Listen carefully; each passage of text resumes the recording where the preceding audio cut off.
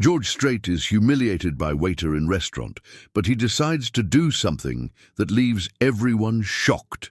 The evening sun cast long shadows across Nashville's downtown streets as George Strait pulled his modest pickup truck into the parking lot of the Southern Crown, one of the city's most exclusive restaurants. At 72, the man known worldwide as the King of Country moved with the same easy confidence he'd shown throughout his 4-decade career. His weathered hands, which had strummed guitars through 60 number-one hits and hundreds of sold-out arena shows, now reached up to adjust his white resistal hat, the same style he'd worn since his early days playing honky-tonks in Texas. Tonight wasn't about being a star. After 14 hours in the recording studio putting final touches on his new album, George wanted nothing more than a quiet steak dinner. No entourage, no special treatment, just a good meal and a moment of peace before heading back to his hotel room. He'd chosen the Southern Crown, not for its prestige, but because an old friend had recommended their ribeye as the best in 3 states. As he closed his truck door, George glanced down at his outfit. Faded Wranglers worn soft with age, scuffed leather boots that had walked countless miles of stage, and a blue plaid button-down shirt a fan had hand-delivered to him after a concert in Houston last month. The note attached had explained how the fan's late father had listened to George's music during his final days battling cancer. The shirt wasn't fancy, but it carried meaning, and meaning always mattered more to George than fashion. The hostess stand at the Southern Crown was unmanned when he entered, the dimly lit foyer showcasing signed photos of various celebrities who dined there. George noticed several country artists among them, many young performers he'd influenced, some he'd personally mentored. He stood patiently waiting, hands in his pockets, enjoying the rare moment of anonymity. If you've been enjoying stories about country music legends like George Strait, don't forget to subscribe to our channel for more incredible tales about the icons who shaped American music. Hit that notification bell so you never miss an update. Born in Petite, Texas in 1952, George had grown up working cattle on his family's ranch, developing the genuine cowboy credentials that would later define his authentic image. Unlike many in the industry who adopted the country style for marketing purposes, George lived the life his music celebrated. This authenticity had resonated with millions of fans over the years, making him the undisputed king of his genre without ever having to chase trends or reinvent himself. Throughout the evolution of country music, through the urban cowboy phase, the pop country era, and the current blend of traditional and modern sounds, George had remained steadfastly himself. While other artists struggled with identity crises or faded from popularity, his unwavering commitment to his musical roots had created a legacy few could match. 60 chart-topping singles, 100 million albums sold, countless awards, yet none of that had changed the humble rancher from Texas who still valued a firm handshake over industry accolades. The restaurant's interior exuded understated luxury, crystal chandeliers hanging from high ceilings, plush leather booths lining the walls, and original artwork depicting scenes of Tennessee's pastoral beauty. White tablecloths covered each table, with fine silverware carefully arranged beside bone china plates. The murmur of conversation mixed with the gentle clinking of glasses and cutlery as Nashville's elite dined on farm-to-table cuisine paired with wines from the restaurant's extensive cellar. George's stomach rumbled slightly. The protein bar he'd eaten at the studio 8 hours earlier had long since worn off. Between adjusting vocal arrangements and helping a young fiddle player nail her solo, he'd forgotten about lunch entirely.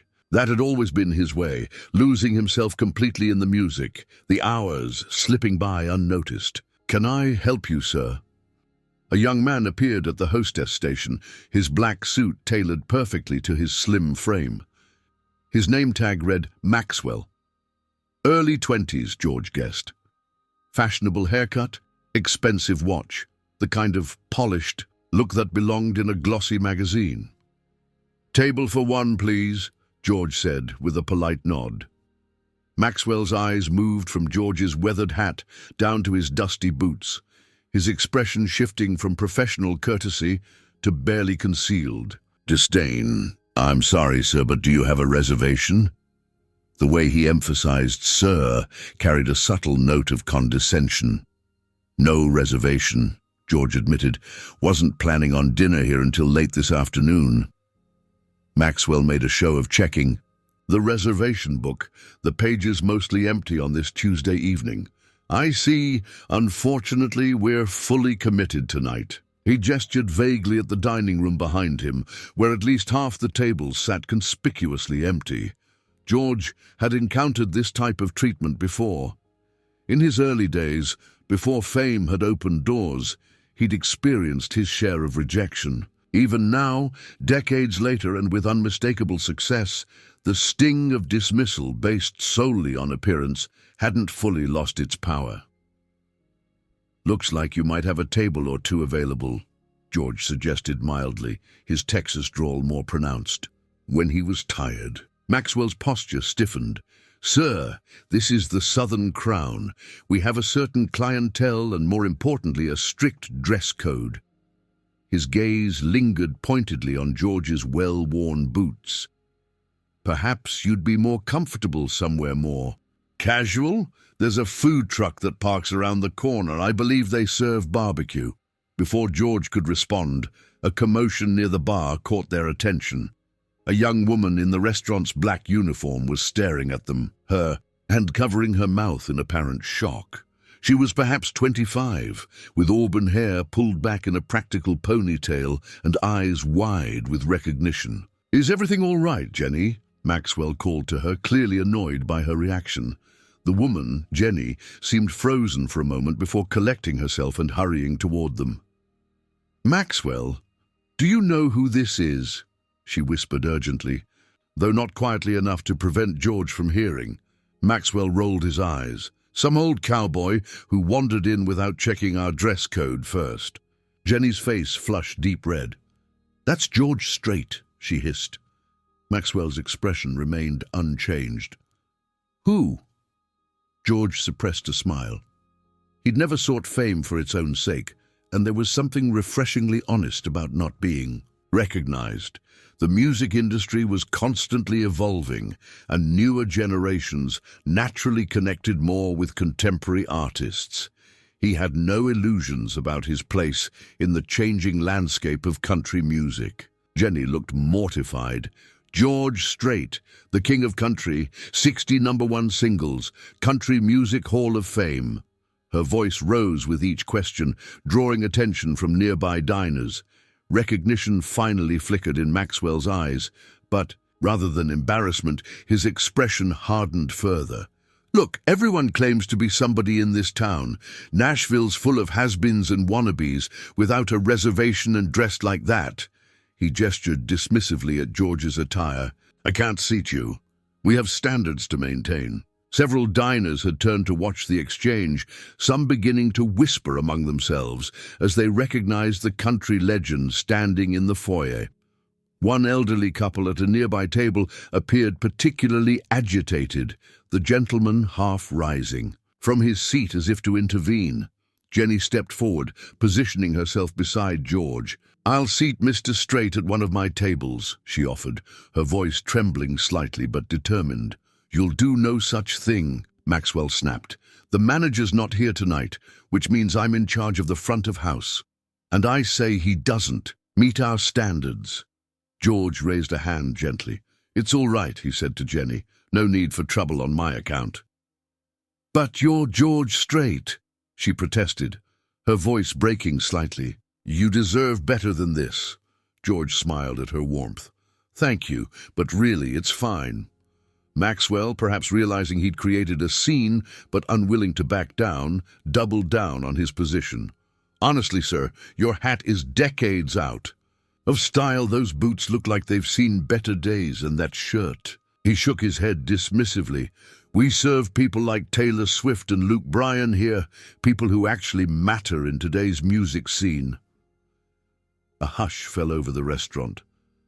George looked around, noting the expressions of shock and embarrassment. on the faces of those who recognized him. For a moment, he considered simply introducing himself properly, maybe mentioning his recent Kennedy Center honor or his induction into the Country Music Hall of Fame.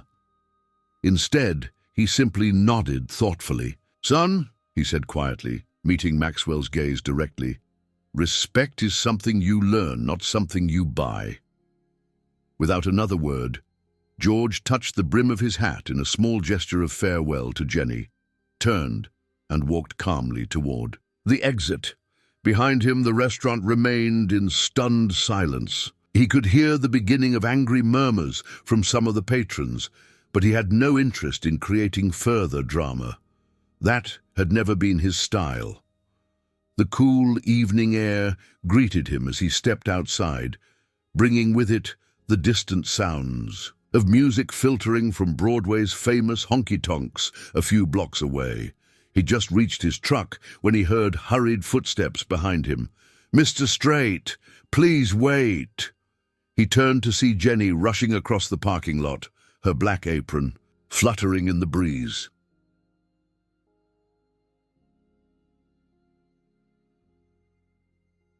She stopped a respectful distance away, catching her breath.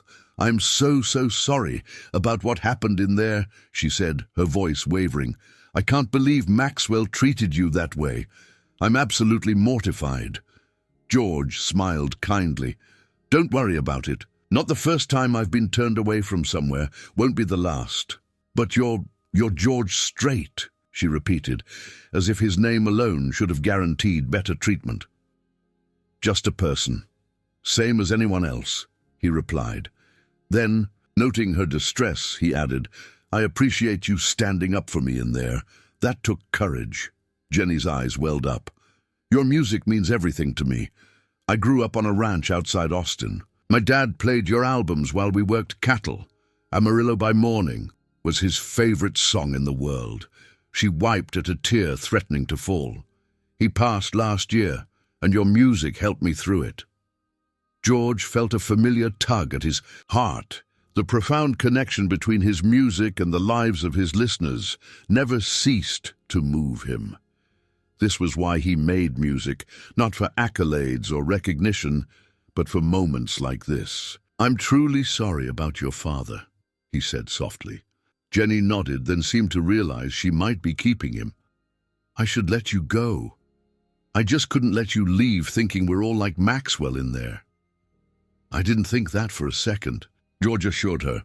She hesitated, then added, "I'm actually a singer too. Came to Nashville 3 years ago to try making it in country music, but..." She gestured toward the restaurant. "Bills need paying while I'm waiting for that big break." George nodded understandingly. His own path hadn't been an overnight success either.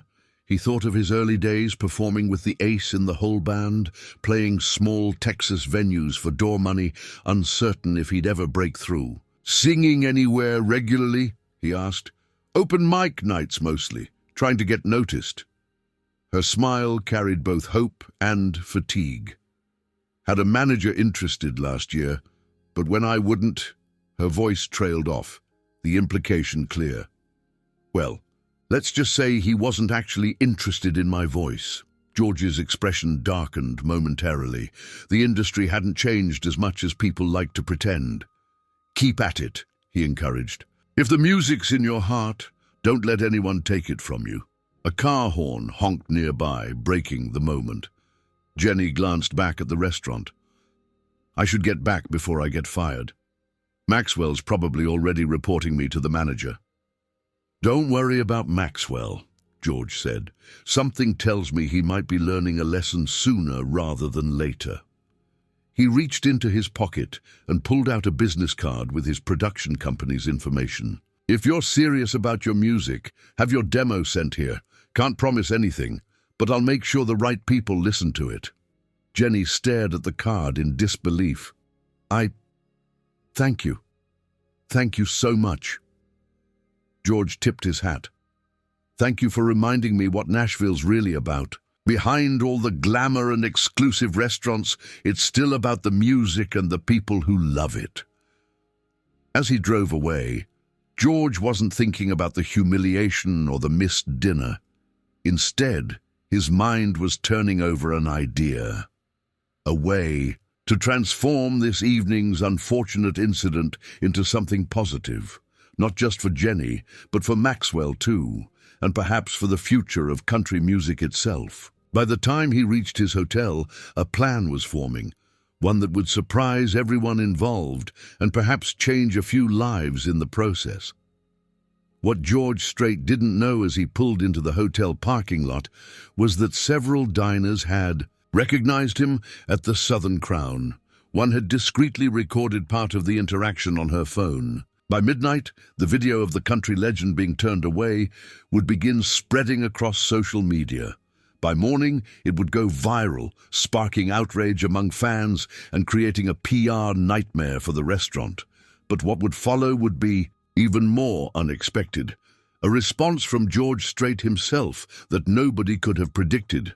Morning light filtered through the hotel curtains as George Strait sipped his black coffee, scrolling through messages on his phone. His longtime manager, Harold Hank Wilcox, had sent 17 texts and left 5 voicemails since dawn. Something about a video going viral. George hadn't checked any of them yet. He preferred to ease into his days quietly, especially after late nights in the studio. A knock at his hotel room door pulled his attention away from the phone. He opened it to find Hank in the hallway, tablet in hand, and looking like he hadn't slept all night. "Have you seen this?" Hank demanded, without a preamble, thrusting the tablet toward George. "It's everywhere, George. Absolutely everywhere." On the screen was a slightly shaky video showing George standing in the Southern Crown's foyer, Maxwell's voice clearly audible. "We serve people like Taylor Swift and Luke Bryan here, people who actually matter in today's music scene." The footage captured George's dignified response about respect before he walked out, then cut to reactions from outraged diners. 3 million views since midnight, Hank said, running a hand through his thinning grey hair. "Every country music blog is running it. Your fans are organizing a boycott of the restaurant. The owner's been trying to reach me since 5 this morning." George sighed and returned to his armchair by the window. "Sit down, Hank. You look like you're about to have a heart attack." "This is serious, George. Your public image has survived 40 years without us manufacturing drama," George finished calmly. "Let's not start now." Hank collapsed into the chair opposite George. At 67, the veteran manager had weathered countless industry storms alongside his star client, but his protective instincts remained sharp as ever.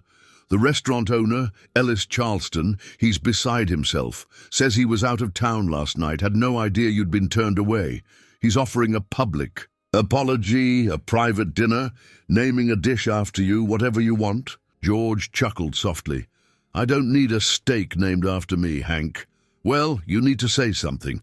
Your silence is being interpreted as anger. The internet's turning this into World War III. That Maxwell kid is getting death threats."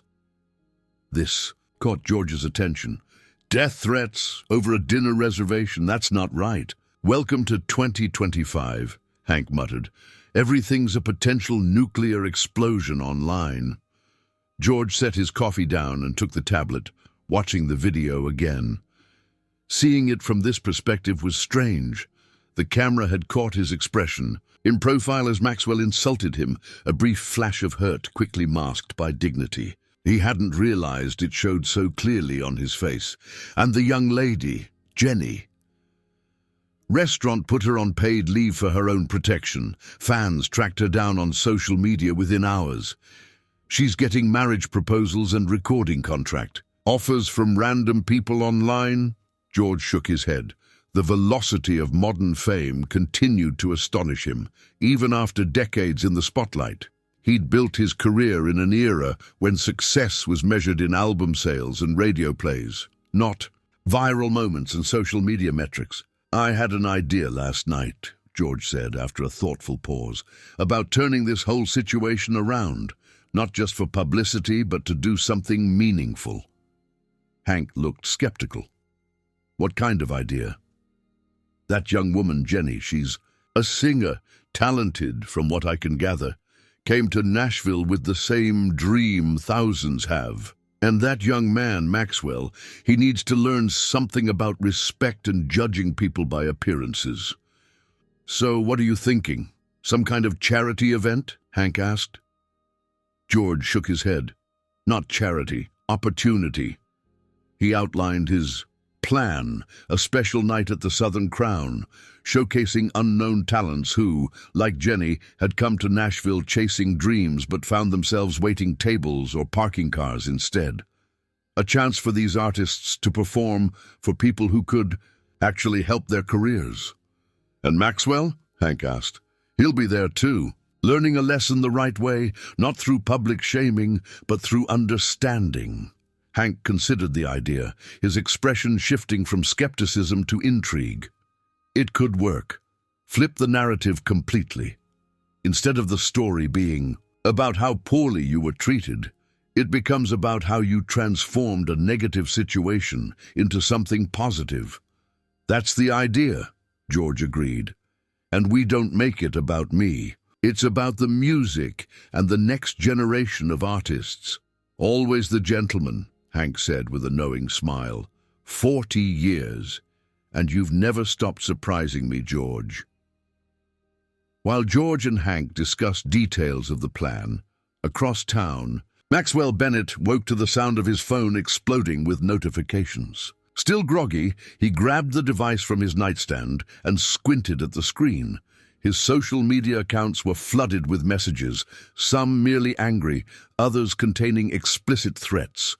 His Instagram follower count had jumped from 300 to nearly 20,000 overnight, all because he'd turned away a customer he hadn't recognized. Maxwell sat up in bed, his studio apartment spinning slightly as the reality of the situation dawned on him.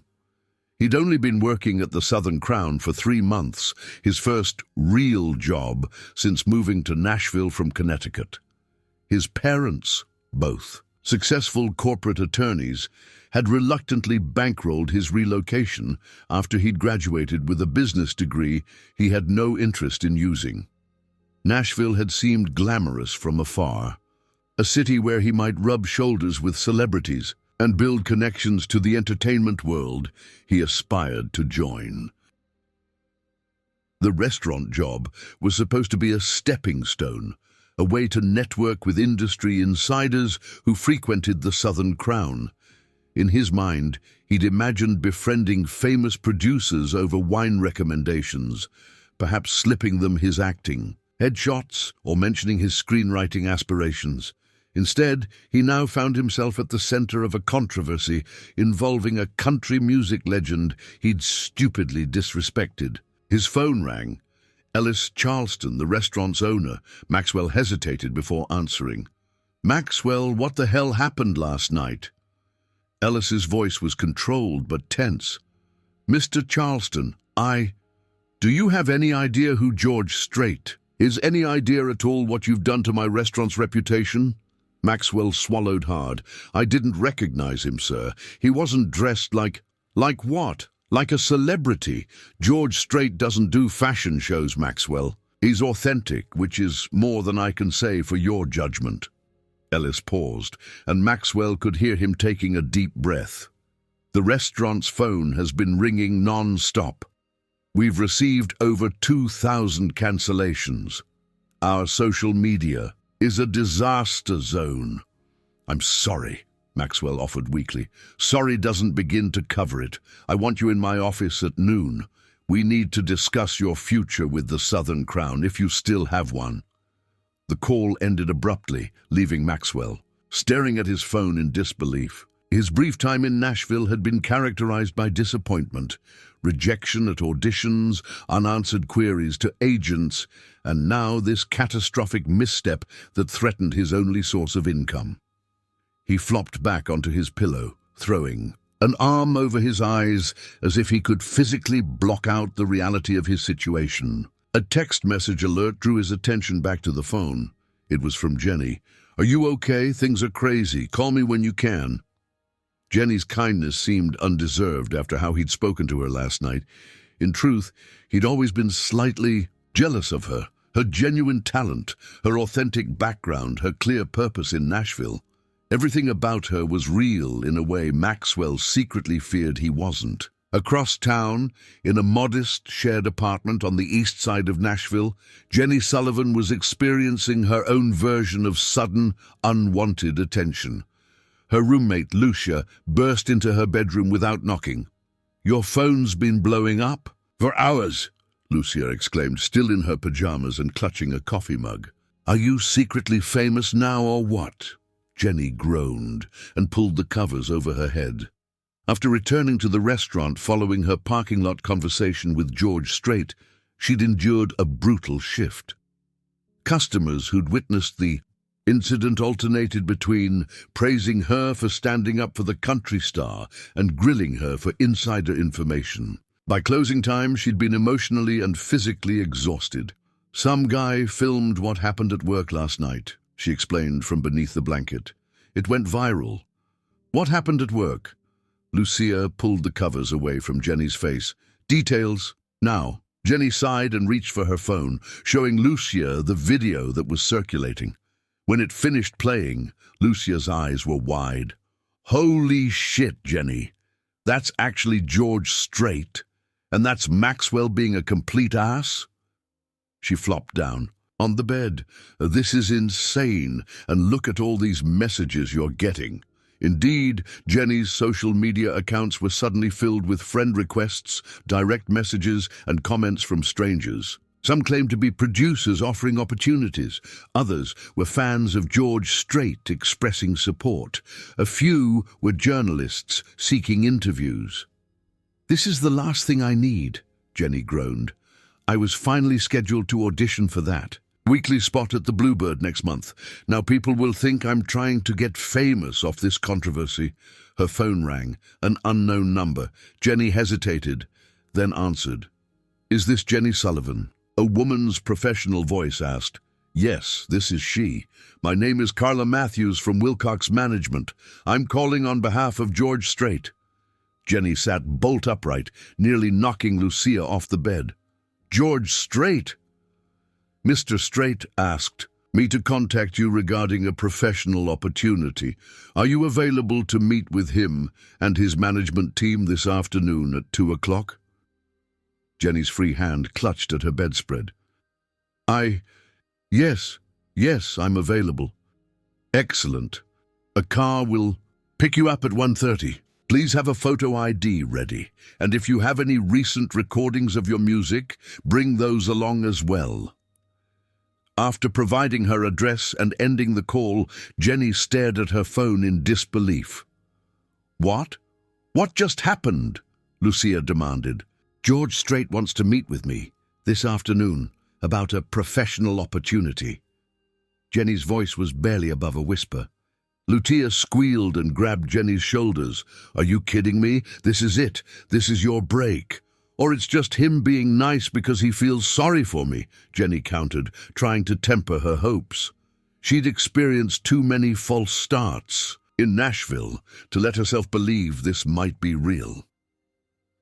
"Either way, we need to get you ready," Lucia declared, already heading for Jenny's closet. "What are you going to wear? What songs are you bringing? Oh my God, we need to do something with your hair." As Jenny allowed herself to be swept up in Lucia's enthusiastic preparations, across town Ellis Charleston was meeting with his restaurant's public relations team in an emergency session. The Southern Crown's private dining room had been converted into crisis headquarters, with laptops, phones, and coffee cups covering the large oak table. "We need George Strait to make a statement," insisted Vanessa, the head of PR. "Something along the lines of no hard feelings, mistakes happen, otherwise this keeps growing." Ellis nodded grimly. "His manager says George isn't interested in adding fuel to the fire. He's not going to publicly condemn us, but he's not rushing to our defense either." "What about the waiter?" asked another team member. "Maxwell. Can we let him go and make a public statement about upholding our values?" "Throwing the kid under the bus won't help," Ellis replied. Besides, his family is connected. His mother sits on 3 corporate boards that send regular business our way. This revelation explained much about Maxwell's continued employment. Despite numerous customer complaints about his attitude, the Southern Crown, like many high-end establishments, operated within Nashville's complex web of social and business connections. "We've lost 4 major event bookings already," reported the restaurant's event coordinator. "The Country Music Association was planning their executive dinner here next month. They just called to cancel." Ellis rubbed his temples. One night, one interaction, one viral video. The damage was mounting by the hour, threatening the restaurant's reputation he'd spent 15 years building. His phone buzzed with a text message from Hank Wilcox. "George has a proposition. Call me."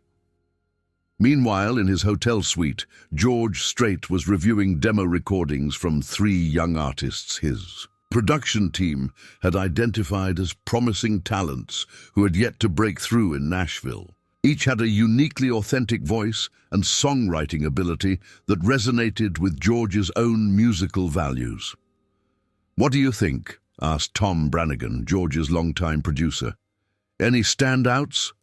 George pointed to the 3rd file they'd listened. "2. That one. Reminds me of Alan Jackson when he was starting out. Real storytelling there." Hank entered the suite, pocketing his phone. "Just heard back from Ellis Charleston. He's interested in your proposal, pending details." "And Maxwell?" George asked. "Still employed for now. Apparently the kid's got family connections." George nodded thoughtfully. "Good. I want him there. This doesn't work if he's not part of it." Hank and Tom exchanged glances. They'd both worked with George long enough to recognize when the quiet, thoughtful performer had locked onto an idea that mattered to him. "You're really invested in teaching this young man a lesson, aren't you?" Tom observed. George looked out. The window at the Nashville skyline, his expression reflective. "It's not just about Maxwell, it's about what he represents." He turned back to his colleagues. "I've watched Nashville change over 40 years, seen the industry become more about image than substance, more about who you know than what you create." "Says the man with 60 #1 hits," Hank quipped. George smiled slightly. "I've been fortunate. But I also remember what it was like, starting out, playing any gig I could get, driving all night between small towns, wondering if anyone would ever hear my music beyond Texas dance halls." He gestured toward his phone, where Jenny's sparse social media profile displayed her performing at an open mic night, singing her heart out to a nearly empty room. For every artist who breaks through, there are 1,000 just as talented who never get the chance. Meanwhile, kids like Maxwell think the music industry is about velvet ropes and VIP sections.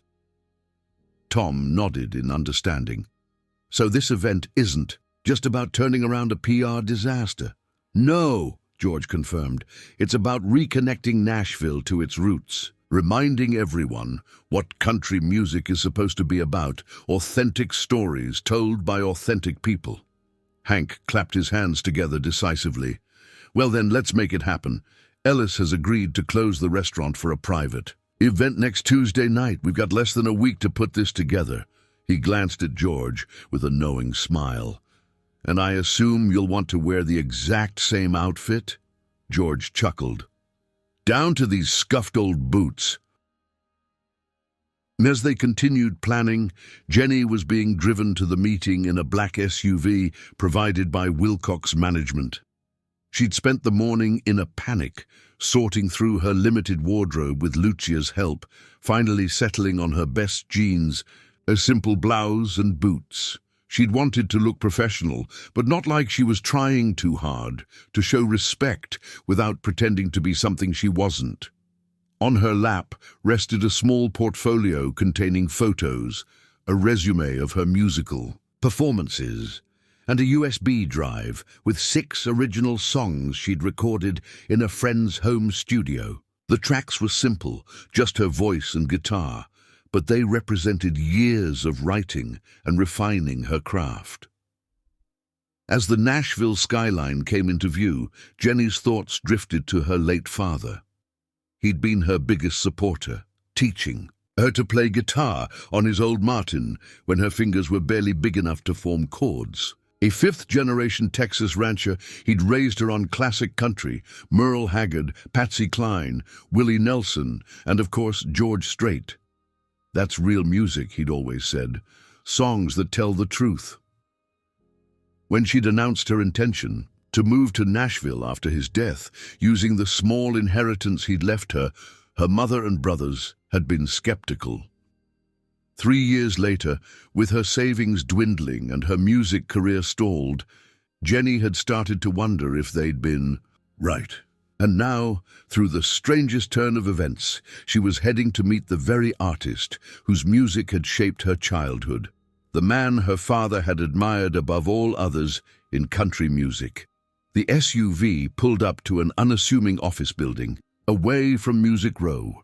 No flashy signage, no obvious indications that this was the business headquarters of one of country music's biggest stars. Jenny's driver escorted her inside and up to a suite on the 3rd floor, where a receptionist welcomed her warmly. "Ms. Sullivan, welcome to Wilcox Management. They're expecting you in the conference room." She gestured down a hallway lined with platinum records and career highlights from George Strait's remarkable journey. Jenny followed, her heart pounding so loudly she was certain everyone could hear it. At the end of the hall, a door opened, and there stood George Strait himself, extending his hand as if she were the celebrity. "Jenny," he said warmly, "thank you for coming. We've got some ideas we'd like to share with you." As she stepped into the conference room, Jenny had no way of knowing that across town, Maxwell was sitting in Ellis Charleston's office, receiving news that would connect his fate with hers in ways neither of them could imagine, a convergence that would test them both and potentially change the trajectory of their lives in Nashville's competitive music scene. The conference room at Wilcox Management exuded understated elegance, acoustic guitars displayed in glass cases, vintage concert posters tastefully framed, and a large wooden table that had hosted some of country music's most significant deals. Jenny felt out of place among such history as she took the seat George indicated. "Coffee?" he offered, gesturing to a carafe on the sideboard. "Yes, please," she managed, her throat suddenly dry. "Black is fine." George poured 2 cups himself, rather than asking an assistant to do it, a small gesture that immediately put Jenny more at ease. Across the table sat Hank Wilcox and a woman introduced as Carla Matthews, who had called Jenny earlier. "I imagine you're wondering why you're here," George began, settling into his chair with the comfortable ease of a man accustomed to boardrooms but not defined by them. Jenny nodded, clutching her portfolio. "I have to admit, this wasn't how I expected my day to go." George smiled. "Life rarely follows the script we write for it." He leaned forward slightly. "That video from last night has created quite a situation. Not just for me or the restaurant, but for you and that young man Maxwell as well. I'm so sorry about that," Jenny started. "I never expected—" George raised a hand gently.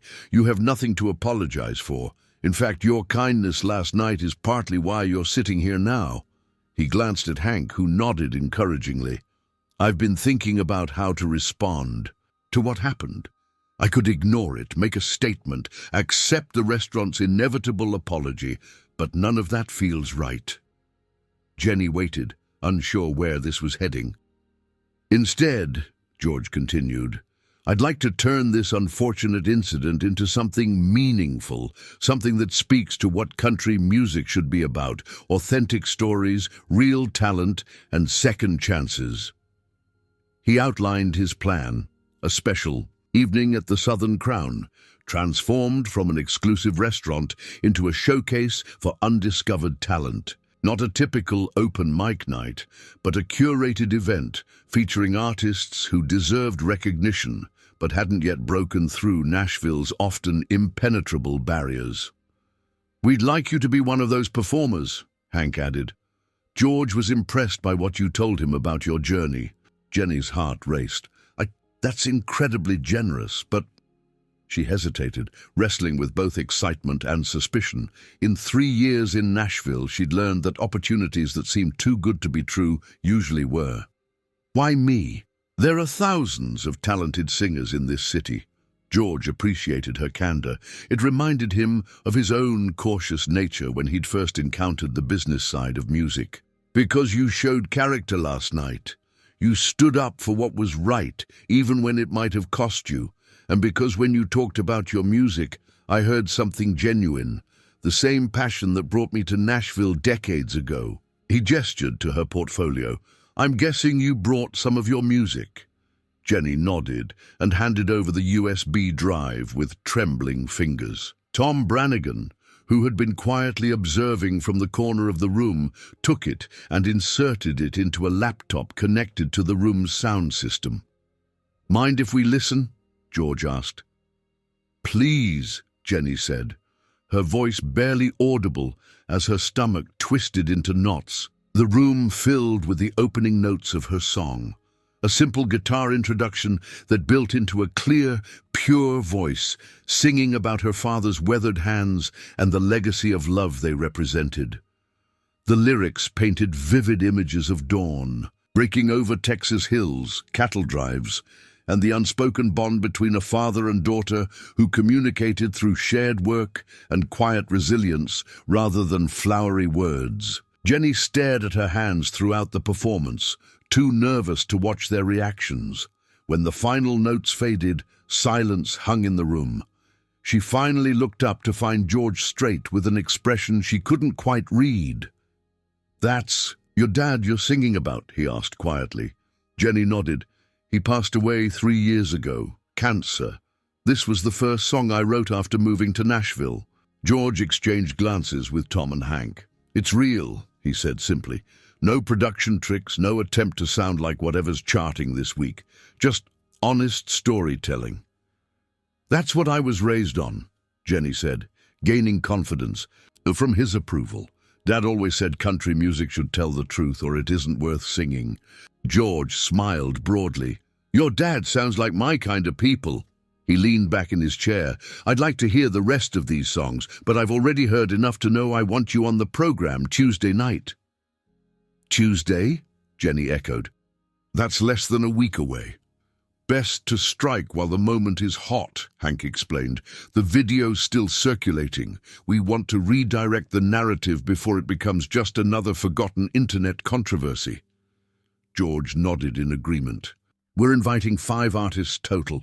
Each will perform 3 songs, at least 1 original. I'll close the show with a few numbers. He smiled at her shocked expression. Yes, I'll be performing too. It's been a while since I played a venue that intimate. Jenny's mind raced at the implications. Performing on the same bill as George Strait, in front of what would undoubtedly be an audience full of industry insiders.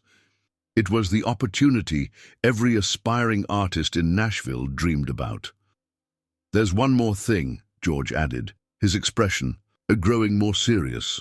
Maxwell will be there. The waiter? Jenny's surprise was evident. The same. He'll be working the event as a server. Jenny's brow furrowed. After what he did, why would you want him there? George considered his words carefully, because this isn't just about showcasing talent, it's about changing perspectives, his included. He studied Jenny's reaction. Does that bother you? She thought about Maxwell, his arrogance, his dismissive attitude toward not just George, but most of the restaurant staff and many guests. Yet there had been moments when she'd glimpsed something beneath the polished facade of vulnerability, perhaps even insecurity. No, she decided. Everyone deserves a second chance. I just hope he learns something from it. George nodded approvingly.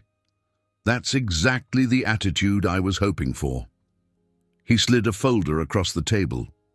This contains the details, schedule, compensation, what to prepare. Carla will help coordinate everything. Jenny opened the folder and gasped softly when she saw the performance fee listed. It was more than she made in 2 months at the restaurant. "Is this standard?" she asked hesitantly. Hank chuckled. "No, it's what professional musicians get paid for a high-profile gig, which is exactly what you are, a professional musician." As the meeting continued with logistical details, across town, Maxwell was sitting stiffly in Ellis Charleston's office, preparing himself for termination. The restaurant owner had been listing the damage to the Southern Crown's reputation for the past 10 minutes. Cancelled reservations, scathing social media posts, even threats of a boycott from the Country Music Association. "By all rights, I should fire you on the spot," Ellis concluded, leaning back in his leather chair. Maxwell nodded resignedly. "I understand, sir. However," Ellis continued, surprising Maxwell, "I just got off the phone with George Strait's management team. They have a proposition." Maxwell's head jerked up. "George Strait, after what happened?" Ellis slid a document across the desk. "They're renting out the entire restaurant next Tuesday evening for a private event, and one of their specific requests is that you work as the lead server that night." Maxwell stared at the paper in disbelief. "He's requesting me? Why would he want that?" "I have no idea," Ellis admitted, "but he was explicit about it. And considering the circumstances, we're in no position to negotiate." He fixed Maxwell with a stern gaze. "So here's the situation. You work this event, you treat everyone with impeccable respect, and afterward we evaluate your continued employment." Maxwell swallowed hard. "What kind of event is it?" "Some sort of music showcase featuring undiscovered Nashville talent. Strait himself will perform, and apparently he's bringing industry executives and producers." Ellis drummed his fingers. "On the desk. It's actually quite brilliant from a PR perspective. He's turning the narrative completely around, from being disrespected in our establishment to using it as a platform to help young artists." The irony wasn't lost on Maxwell. The very celebrity culture he'd tried to cultivate at the restaurant was now being leveraged against him, forcing him into a position of servitude to the man he'd disrespected. It was a masterful power move disguised as magnanimity. "Do I have a choice?" he asked, already knowing the answer. Ellis's expression hardened. "Not if you want any possibility of keeping this job, and I should warn you, word travels fast in this industry. If you refuse, you'll find it difficult to work at any reputable establishment in Nashville." Maxwell nodded slowly. "I'll do it." "Good." Ellis stood, indicating the meeting was over. "And Maxwell, I suggest you spend some time before Tuesday, familiarizing yourself with George Strait's career. 60 #1 singles, 22 #1 albums, the most recognizable voice in country music for 4 decades. Maybe understanding who you insulted will help you show appropriate humility." As Maxwell left the office, his phone buzzed with a text from Jenny. "We need to talk. Coffee in an hour?" An hour later, they sat across from each other at a small cafe several blocks from the Southern Crown. Jenny had just finished explaining her meeting with George Strait and his team. "So you're performing?" Maxwell asked, stirring his untouched latte. That's actually amazing, Jenny." "And you're serving," she replied, studying his reaction. Maxwell grimaced. "Not exactly by choice. Ellis made it clear. Do this, or clean out my locker." "At least you still have a job," Jenny pointed out. "A lot of people think you should have been fired immediately." "I know," he admitted, surprising her with his candor. "I've been reading the comments online. Apparently I'm the most hated person in Nashville this week." Jenny's expression softened slightly. Despite everything, she felt a twinge of sympathy for Maxwell. The internet's capacity for outrage was overwhelming, even when deserved. "Why did you treat him that way?" she asked.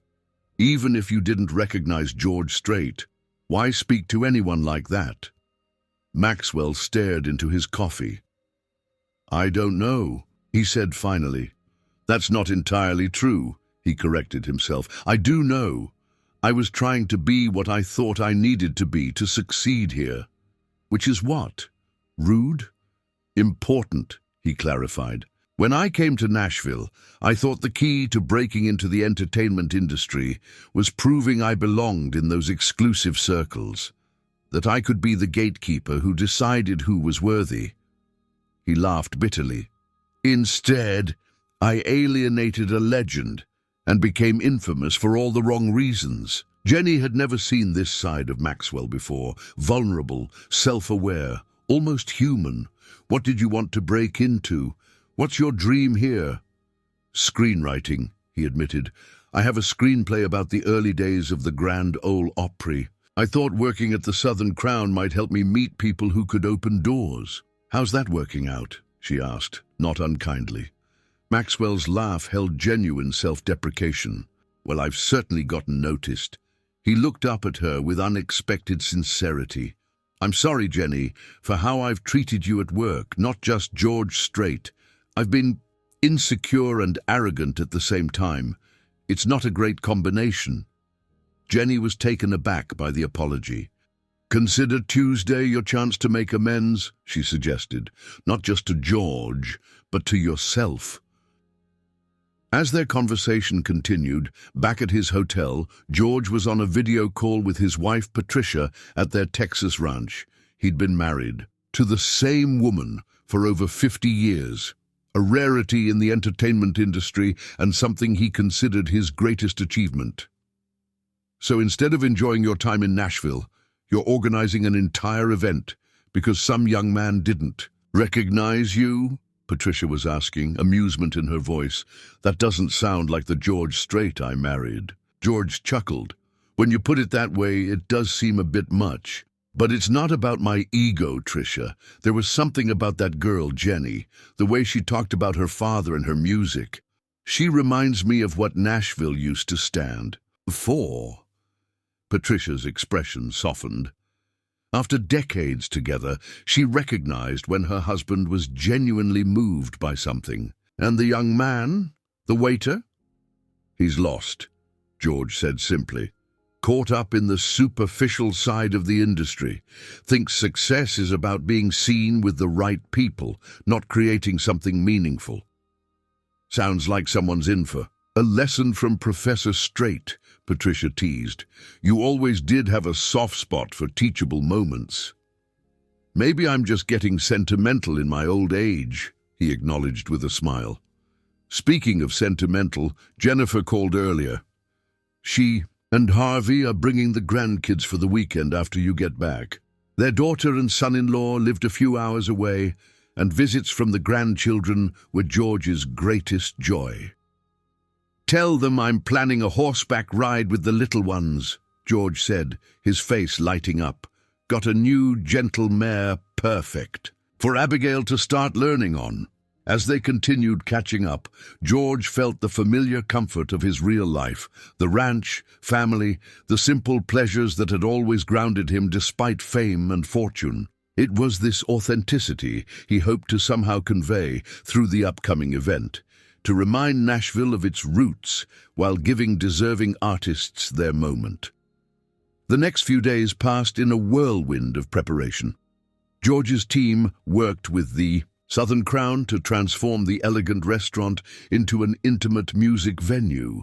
The guest list was meticulously crafted to include influential industry figures who could genuinely help the featured artists, producers, label executives, publishers, and established performers known for mentoring new talent. Jenny spent every spare moment rehearsing and preparing, balancing her shifts at a different restaurant she'd been given the week off from the Southern Crown, with intensive practice sessions. She'd selected her 3 songs carefully. The tribute to her father, a cover of Patsy Cline's Crazy, and a new original she'd been working on about taking chances and facing fears. Maxwell, meanwhile, was undergoing a different kind of preparation. Ellis had assigned him to the restaurant's most demanding and particular customers throughout the week, a trial by fire intended to hone his service skills and, more importantly, his humility. Additionally, the restaurant sommelier was giving him crash courses on wine service, as George Strait was known to appreciate fine Cabernets. By Tuesday morning, news of the exclusive event had leaked to local media. Though details were sparse, the story had evolved from country legend humiliated at Nashville restaurant to George Strait transforms controversy into opportunity for rising artists. The narrative shift was exactly what Hank had hoped for, transforming a potentially damaging incident into a testament to George's character. As evening approached, Jenny stood in her apartment staring at her reflection in a full-length mirror.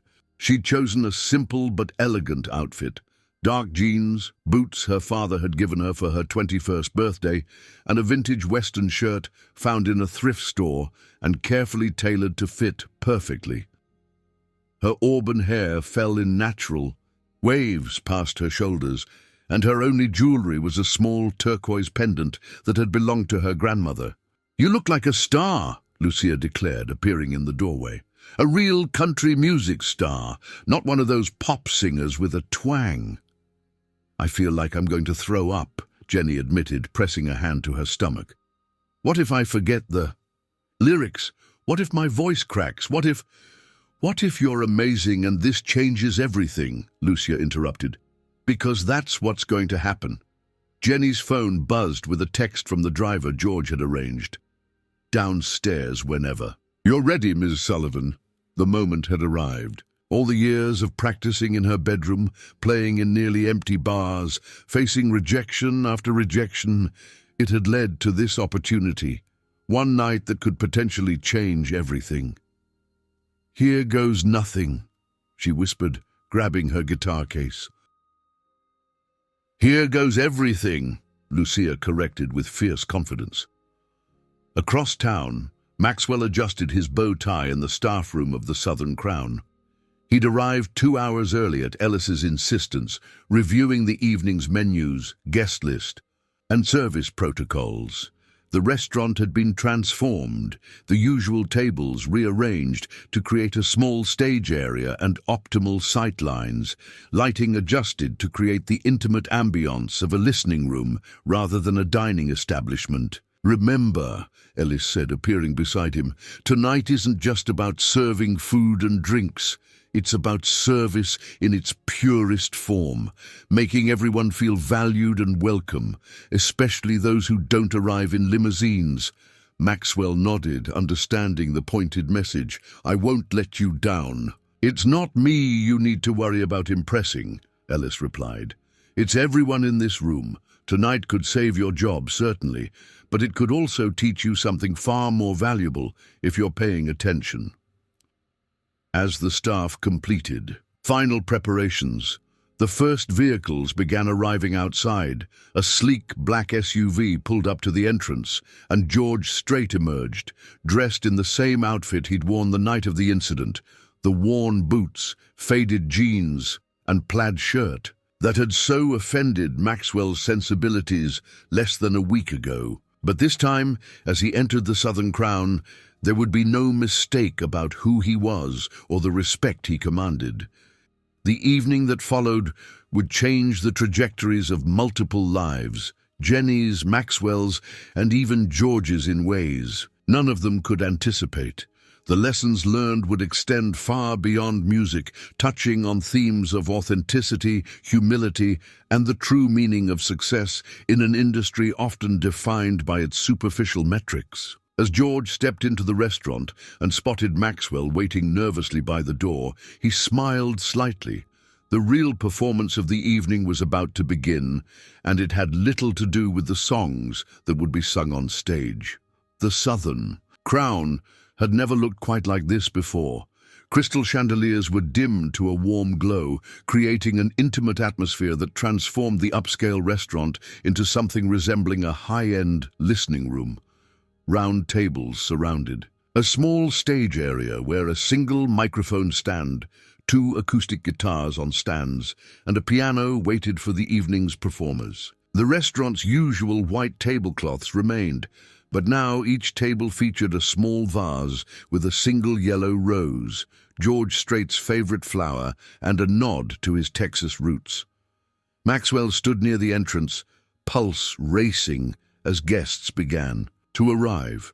He recognized faces from album covers, music videos, and industry magazines, Nashville royalty coming together for what had become the most sought-after invitation of the season. Ellis had briefed the staff extensively. Tonight wasn't just about impeccable service, it was about being part of something potentially historic in Nashville's musical community. "Remember," Ellis had instructed them, "no autograph requests, no photos, no fawning. Treat everyone with equal respect, from the biggest star to the unknown songwriter. That's what Mr. Strait specifically requested." When George himself arrived with Hank and the rest of his team, Maxwell steeled himself for their first interaction. Since the infamous incident, George approached him directly, extending his hand.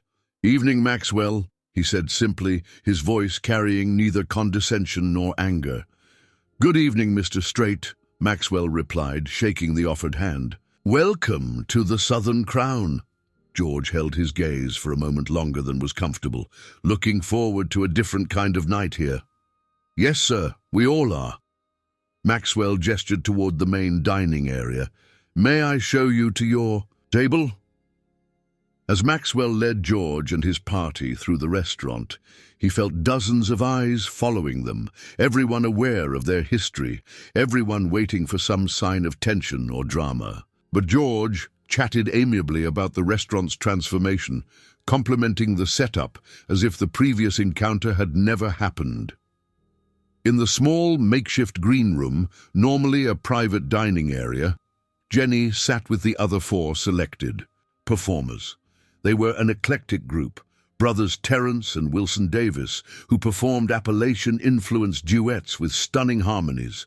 Maria Gonzalez, whose Spanish-English ballads blended traditional country with her Mexican heritage.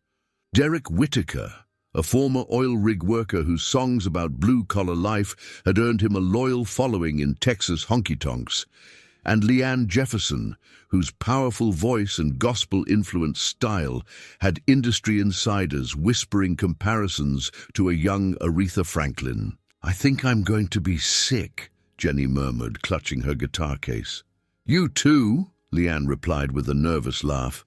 "I've been breathing into a paper bag for the last 20 minutes. "Did you see who's out there?" Wilson whispered.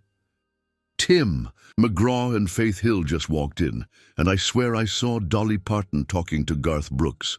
"Stop," his brother Terrence groaned. "You're making it worse." A production assistant popped her head in. 10 minutes, everyone. Mr. Strait would like to speak with you first." Moments later, George entered the green room, closing the door behind him. The 5 performers fell silent, staring at the country legend with a mixture of awe and terror. "First," he said with a warm smile, "breathe. All of you look like you're about to face a firing squad, not play music." There was a ripple of nervous laughter as some of the tension dissipated.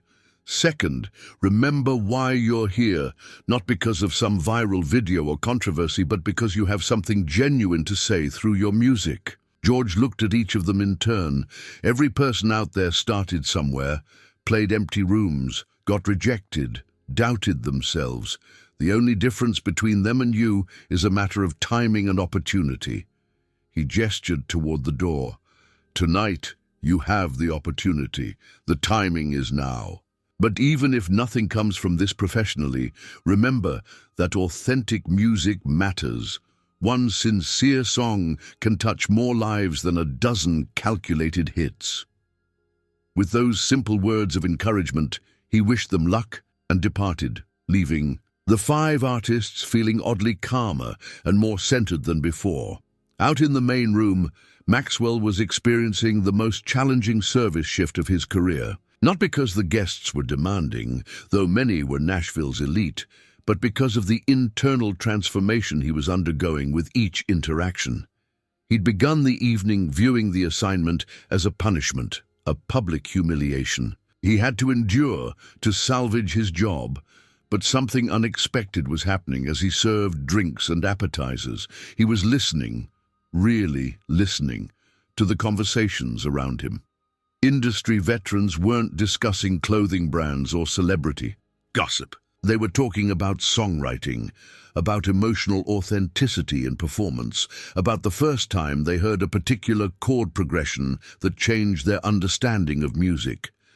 The superficiality Maxwell had assumed defined the industry wasn't evident among these actual insiders. At one table, a legendary producer was telling a story about recording an album in the 1970s when the power went out. "We finished the session with acoustic instruments by candlelight," he recalled, "and you know what? That track became the title cut of an album that sold 5 million copies because you could hear the truth in it." At another table, an artist with multiple Grammy Awards was describing giving up a major tour to help his son through a difficult time. "Success means nothing if you sacrifice what truly matters to get it," he said, to nods of understanding from his table mates. These weren't the conversations Maxwell had imagined happening in Nashville's inner circles. There was substance here.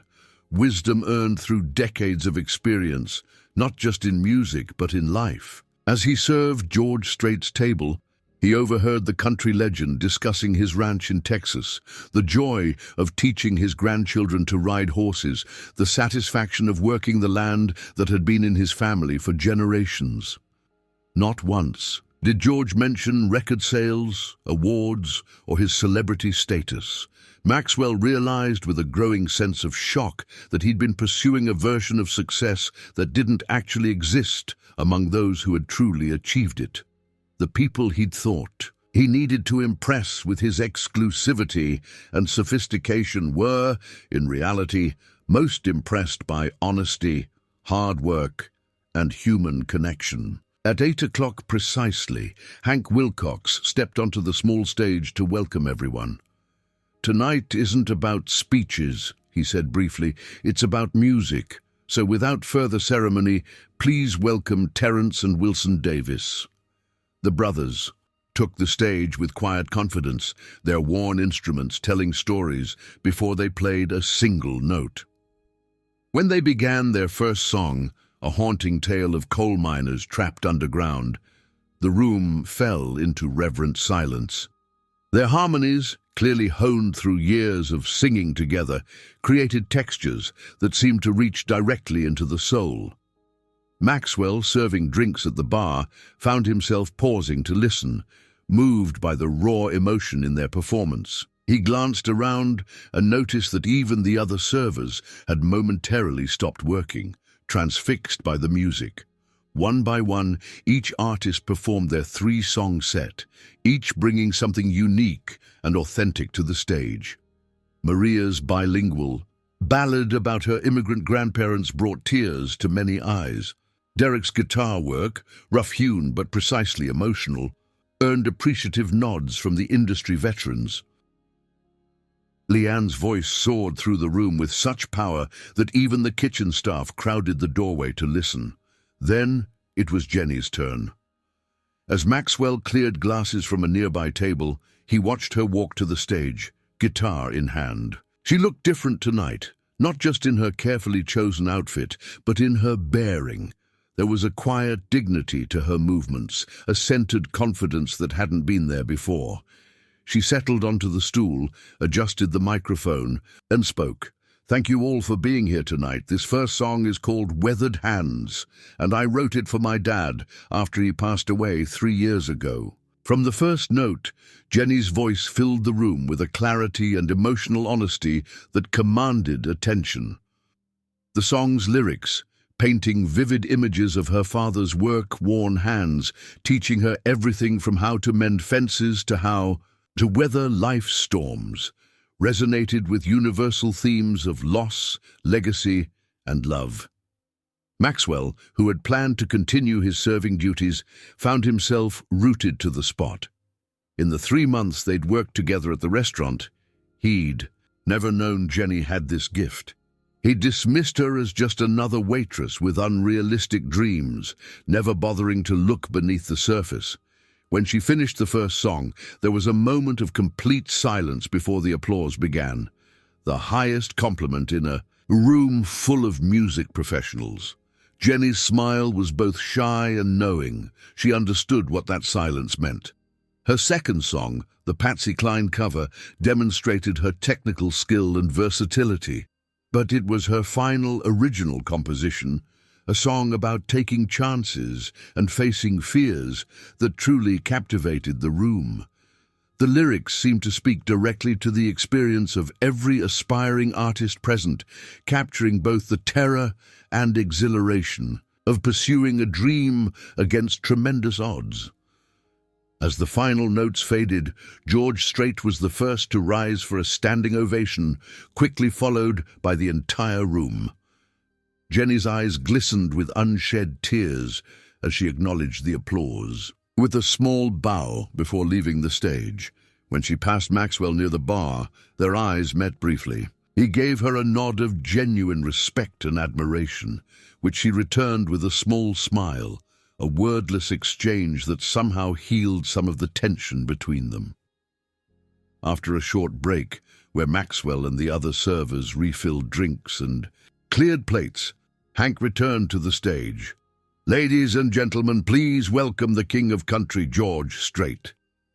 George took the stage wearing the same humble outfit that had prompted Maxwell's scorn less than a week earlier.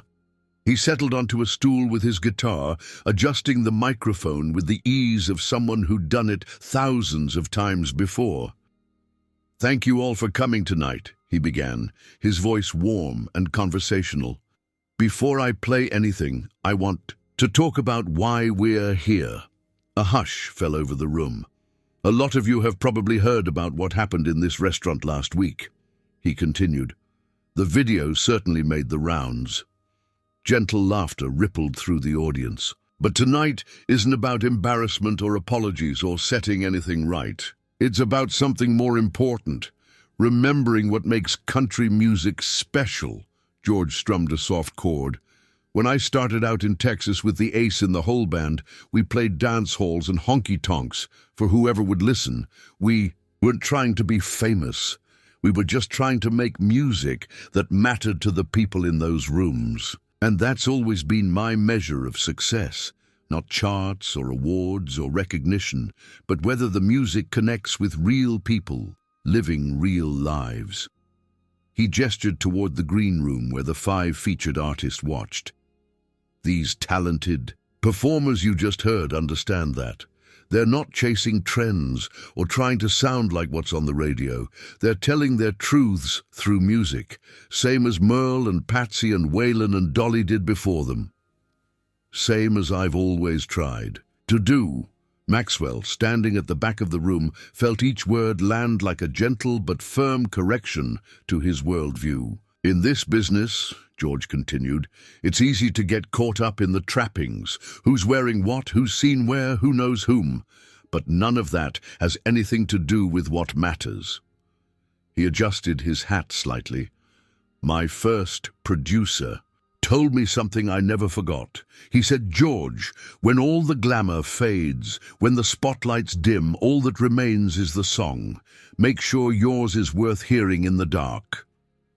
With that, he began to play Amarillo by Morning, one of his signature hits. Despite having performed it thousands of times over decades, he delivered each line with fresh emotion and authenticity, as if telling the story for the first time. Maxwell was not the only one in the room moved to tears by the performance. Jenny, watching from the side, thought of her father and how he would have treasured this moment. Across the room, industry executives who had heard it all and seen it all found themselves transported by the simple power of a great song delivered with genuine heart. George performed 5 songs, including a cover of Hank Williams' "I'm So Lonesome I Could Cry," that left the room in emotional silence. For his final number, he did something unexpected. "I'd like to invite Jenny Sullivan back to the stage," he announced. Jenny froze in shock before Maria gently nudged her forward. On trembling legs, she made her way back to the stage, where George waited. "I heard you practicing this backstage earlier," George said, both to Jenny and the audience. "I think we should sing it together." He turned to her. "If that's all right with you." Jenny could only nod, overwhelmed by the moment. George began playing the introduction to Remember When, a song about life's journey and the memories created along the way. When Jenny joined her voice with his on the first verse, the blend was magical, his weathered baritone complementing her clear, emotive soprano. At the back of the room, Ellis appeared beside Maxwell. "Quite a night," the owner commented quietly. "I've never heard anything like it," Maxwell admitted. "The music, that too." Maxwell watched as George and Jenny continued their impromptu duet. "I mean, all of it. The conversations, the stories, the way everyone treats each other. It's not what I expected." Ellis nodded knowingly. "The authentic version of success rarely resembles the fantasy version we create." He studied Maxwell's expression. "You're seeing it now, aren't you? What really matters in this industry?" Maxwell nodded slowly. "It's not about exclusivity or who you impress. It's about—" He searched for the right words. "Genuine connection. Through music, through stories, through shared experiences." "Precisely." Ellis patted his shoulder. "Keep that perspective, and you might have a future here after all. Not just at the restaurant, but in Nashville."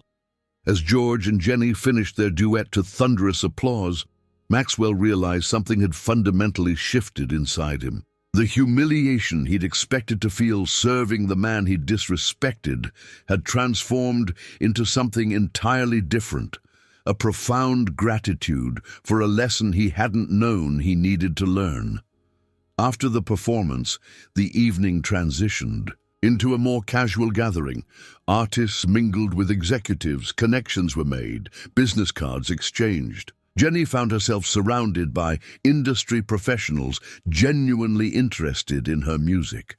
Several producers requested her contact information, and one label executive asked if she had more recorded material. George made a point of introducing her to key people, lending his considerable influence to open doors that had previously been firmly shut. "Just get your music to the right ears," he advised her quietly. "The rest will follow, if it's meant to." Maxwell, continuing his service duties with a new sense of purpose, overheard fragments of conversations that would have once seemed like foreign languages: publishing rights, distribution deals, studio time availability. The business of music was happening all around him, but he now understood it was built on the foundation of authentic artistic expression, not the superficial networking he'd imagined. As the evening wound down, George found himself at the bar where Maxwell was organizing glasses. "Could I get a water, please?" George requested. "Of course, Mr. Strait." Maxwell prepared the drink with careful attention. As he served it, he gathered his courage. "Sir, I owe you an apology. What I said that night?" George raised a hand gently. "No need to revisit it. Tonight wasn't about making you apologize. It was about showing a different perspective." Maxwell nodded. "I've certainly gotten that. I want you to know. I understand now what I didn't before." "And what's that?" George asked, genuinely curious. "That real success isn't about appearance or status. It's about substance and authenticity." Maxwell hesitated, then added, "I came to Nashville thinking the key was knowing the right people and being in the right circles. But I've been listening all night to people who've actually succeeded, and none of them talk about that." George smiled.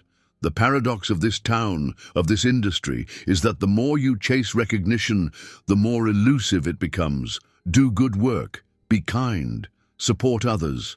The rest tends to sort itself out." Maxwell absorbed this advice from a man who had lived it for over 4 decades. "Thank you, sir. Not just for tonight, but for—" he struggled to articulate it, "for not responding to disrespect with more of the same." George nodded acknowledgement, then reached into his pocket and pulled out a business card. "I hear you're interested in screenwriting, about the early days of the Opry?" Maxwell's eyes widened. "How did you—" "Jenny mentioned it," George explained. This is the contact information for a friend of mine who produces documentaries about country music history. He's always looking for researchers with passion for the subject." He handed over the card.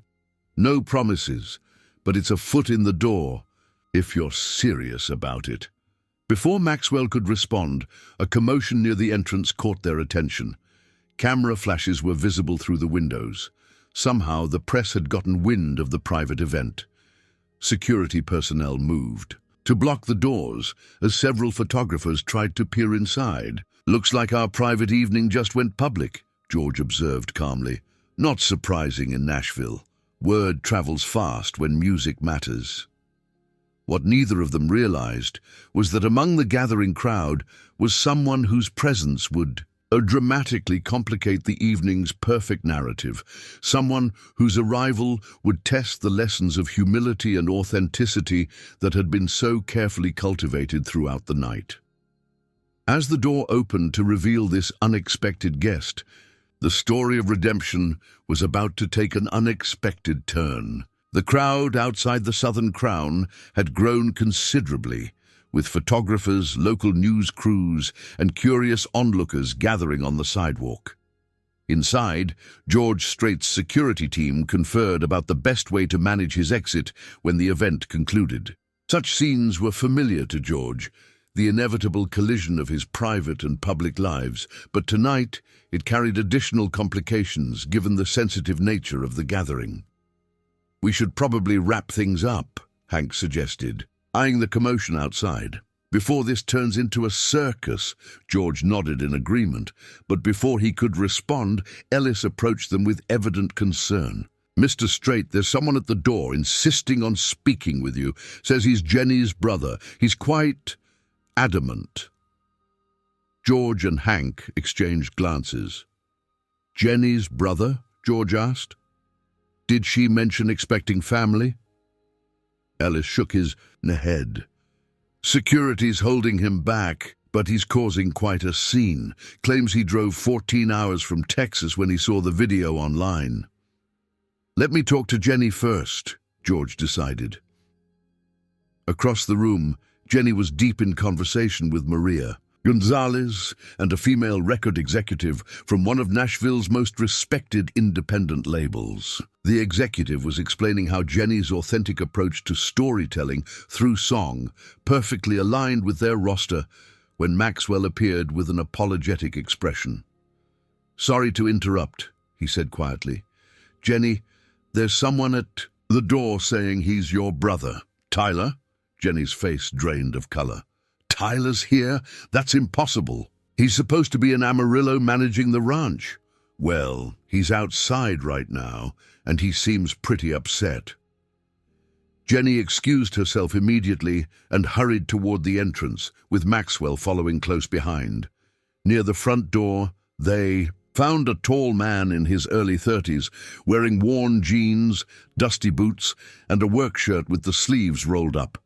His face, bearing a clear family resemblance to Jenny, was flushed with agitation as he argued with security. "Tyler?" Jenny pushed past the security guards. "What are you doing here?" Tyler Sullivan turned at his sister's voice, his expression a complicated mixture of concern, anger, and relief.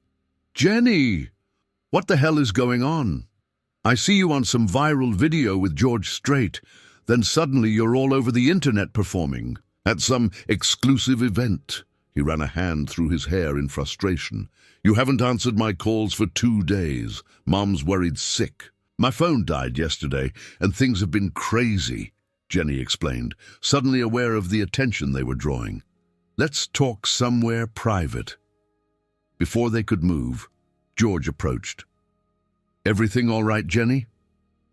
Tyler's eyes widened at seeing the country star in person. For a moment, he seemed starstruck despite his agitation. "Mr. Strait," he managed, instinctively extending his hand. "I'm Tyler Sullivan, Jenny's older brother." George shook his hand. "Good to meet you, Tyler. Your sister has remarkable talent." "She always has," Tyler agreed before refocusing on his concern. "But that's actually why I drove all night to get here. Our father always wanted to protect Jenny from the uglier side of the music business. Jenny's expression hardened. Tyler, I'm 26 years old. I don't need protection. You don't understand, Tyler insisted. It's not just about tonight, it's about what happens next. He turned to George with unexpected directness. Mr. Strait, I respect you more than any artist alive. Dad played your records every Sunday morning while making breakfast. It's some of my best childhood memories. But this town, this industry, it chews people up. Tyler, stop! Jenny hissed, mortified. George, however, nodded thoughtfully. You're not wrong about that. Nashville can be brutal. Jenny inherited the ranch when Dad died, Tyler continued, his voice dropping. I've been managing it for her while she chases this dream, but the bank's calling in the loan next month. We're about to lose everything, the land, the house, generations of our family's work. Jenny stared at her brother in shock. What are you talking about? You said the ranch was doing fine. I lied, Tyler admitted, his voice breaking. I didn't want you worrying about it while you were here. Dad refinanced to pay for his cancer treatments. The cattle prices crashed last year. We're 3 months behind on payments. The private revelation was becoming increasingly public as nearby guests turned to listen. Maxwell, still standing close by, watched the family drama unfold with growing discomfort, recognizing himself in Tyler's protective instinct, the desire to shield someone you care about, even if your methods were misguided. Why didn't you tell me? Jenny demanded, tears forming in her eyes. Because I know you'd give up everything and come home, Tyler replied. Just like you were ready to do when Dad got sick. He made me promise to let you try, Jenny. But now, he gestured around at the elegant restaurant and assembled music industry elite. This looks like the beginning of something big, and I'm terrified you'll sign away your rights to someone who doesn't care about you as a person. The Sullivan siblings' intensely personal conversation had created an uncomfortable silence in the nearby area. George glanced at Hank, who understood immediately what was needed. Let's give them some privacy, Hank announced loudly, directing guests toward the back of the restaurant. As the crowd dispersed, George gestured toward a quiet corner. Maybe we should all sit down and talk this through. Minutes later, they were settled in a private alcove. George, Jenny, Tyler, and, unexpectedly, Maxwell, whom Jenny had asked to stay when he attempted to excuse himself. The ranch has been in our family for 4 generations, Tyler explained. 200 acres outside of Austin. Not huge by Texas standards, but it meant everything to Dad. He left it to both of us, Jenny added, looking at her brother. Why? Would you hide this from me? Because he also left you his guitar and every country record he ever owned, Tyler said softly. He wanted you to have this chance, Jenny. Remember what he always said? Sullivans don't quit. George listened intently. The situation was achingly familiar. The collision between family legacy and personal dreams, between obligations to the past and hopes for the future. It was a dilemma at the heart of countless country songs, including some of his own. How much is needed to save the ranch? George asked quietly.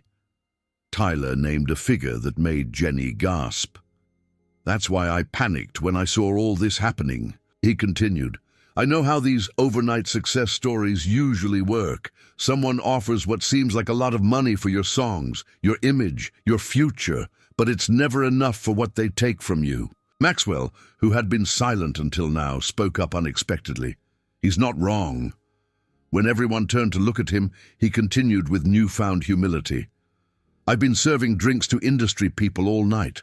I've heard enough conversations to know there are plenty of predatory deals out there waiting for talented newcomers. George nodded thoughtfully. The business side hasn't changed much in 40 years. For every artist who gets a fair shake, there are dozens who get exploited.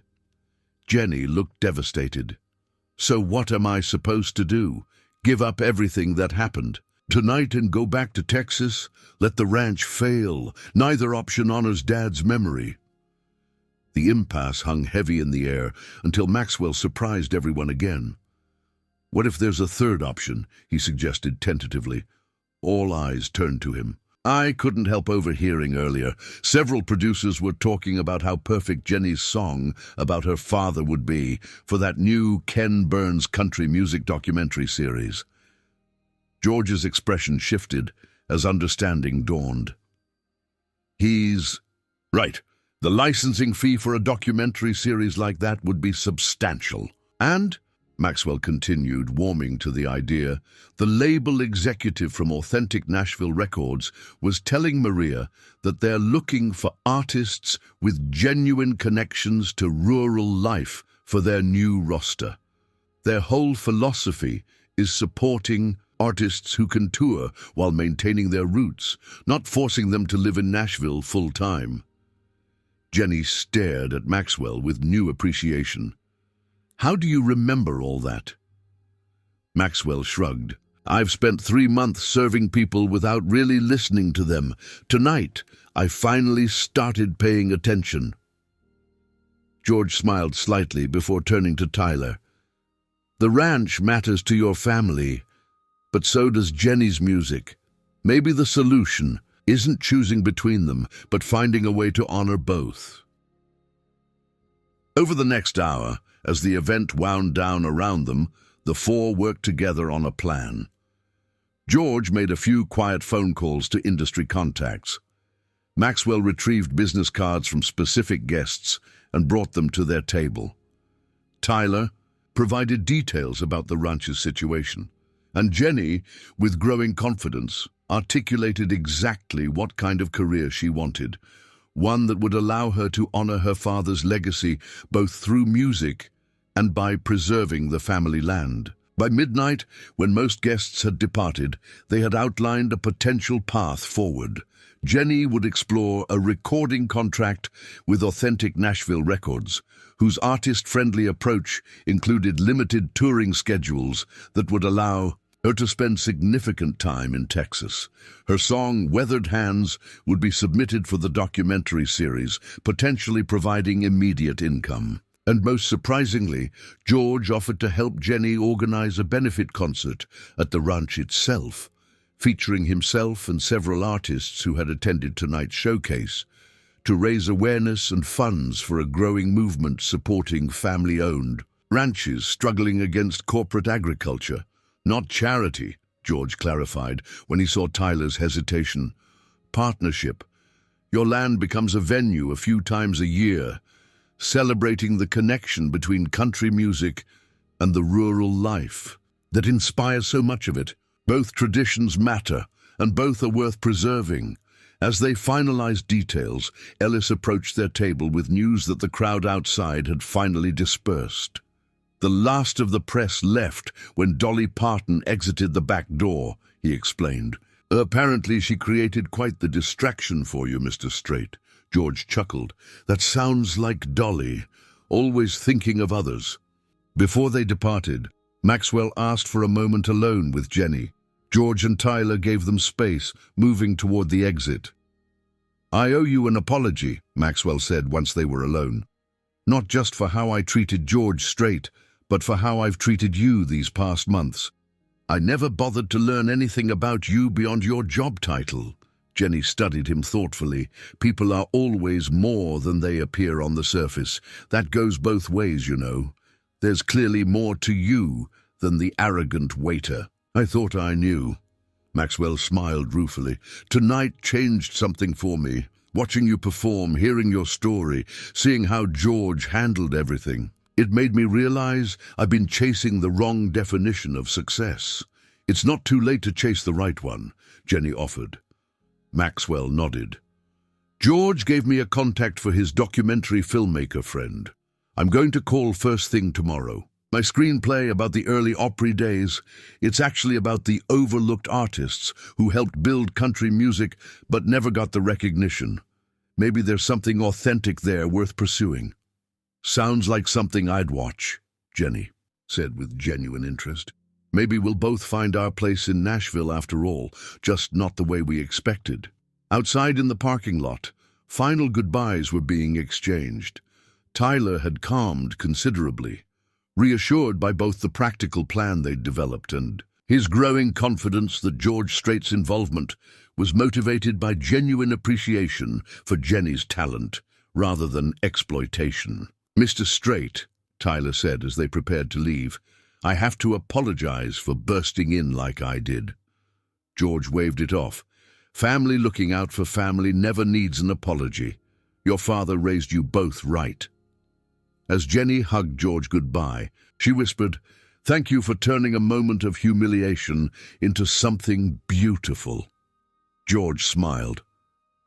"That's the essence of country music right there, finding beauty in life's difficult moments." Watching from the restaurant entrance, Maxwell and Ellis observed the departures.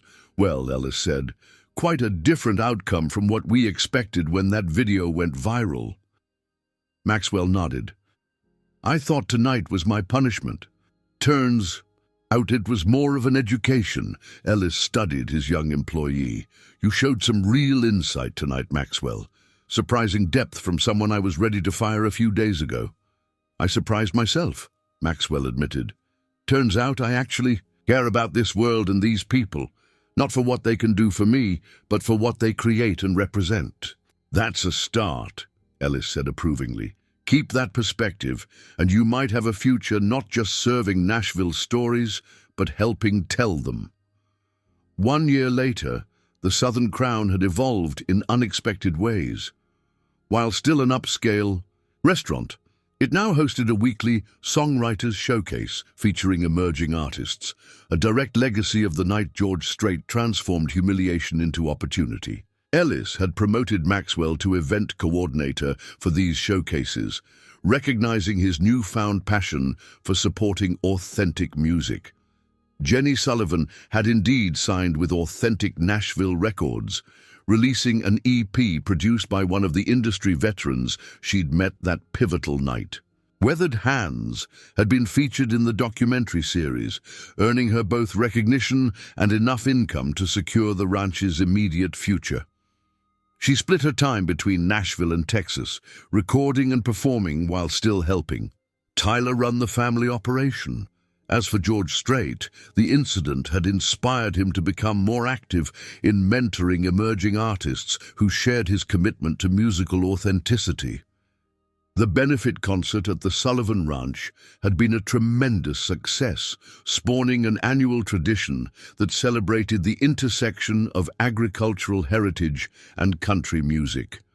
Maxwell Bennett's screenplay had caught the interest of George's documentary filmmaker friend, leading to a research position that allowed him to dive deeply into country music's rich history while developing his writing skills. His first-hand experience with George Strait had become a story he shared often, not as a tale of embarrassment, but as a powerful lesson about looking beyond appearances to recognize true value. One evening in Austin, at the second annual Sullivan Ranch concert, Jenny stood backstage watching George Strait perform Amarillo by Morning for an enthusiastic crowd. Tyler approached, handing her a bottle of water.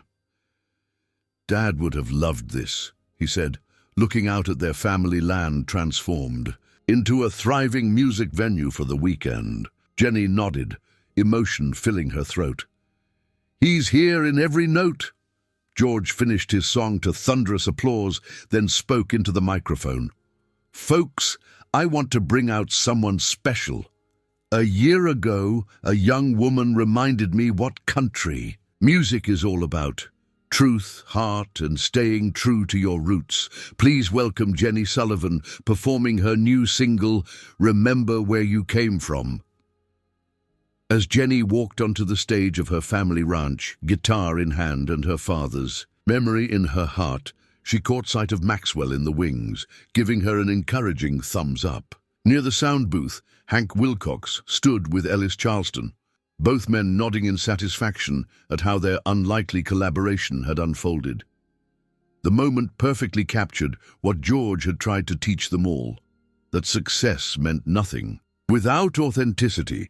that mistakes could become opportunities, and that sometimes the most meaningful turns in life's journey came from the most unexpected beginnings. Jenny looked out at the crowd gathered on her family's land, took a breath, and began to sing, her voice carrying across the Texas twilight, bridging past and future, tradition and innovation, just as country music had always done. In the front row, George Strait listened with the satisfied smile of a man who understood that his greatest legacy wasn't just in the songs he'd recorded or the concerts he'd performed, but in the values he'd upheld throughout his remarkable career. Sometimes the most powerful statement a legend could make wasn't through grand gestures or public pronouncements, but through small acts of dignity that reminded everyone what truly mattered. For Jenny, Maxwell, and even George himself, the journey that began with a moment of humiliation in a Nashville restaurant had become something none of them could have predicted, a testament to the enduring power of respect, second chances, and the courage to recognize one's own mistakes. As the final notes of Jenny's song faded into the Texas night, the applause that followed wasn't just for her performance, but for the authentic spirit she represented, the very quality George Strait had championed throughout his career and had now helped nurture in a new generation. Some in the audience that night were hearing Jenny Sullivan for the first time. Others had followed her story since that viral video moment, but all understood they were witnessing something increasingly rare and precious in the modern world. Genuine talent being recognized on its own terms, without compromise or artifice. And in Nashville, whenever young artists asked how to navigate the complex, often contradictory world of country music, those who had witnessed that remarkable night at the Southern Crown would tell them the story of George Strait, a haughty waiter and a Texas ranch girl with a guitar, a living parable about the transformative power of humility, authenticity, and the courage to turn humiliation into an opportunity for growth. The story would evolve with each telling, as stories do. But its essence remained the same. Sometimes being denied a seat at the table leads to building something far more meaningful than you ever imagined possible. And sometimes the greatest act of dignity isn't asserting your importance, but using whatever influence you have to hold the door open for others whose voices deserve to be heard. For George Strait, now in his 70s with nothing left to prove, this unexpected chapter had become one of his favorites, not because it added to his legend, but because it reminded him and everyone else what that legend had always been built upon. Not his 60 number-one hits or countless awards, but his unwavering commitment to musical integrity and personal dignity. And for a man who had spent decades singing about life's journeys, that felt like the perfect verse to add to his own remarkable song.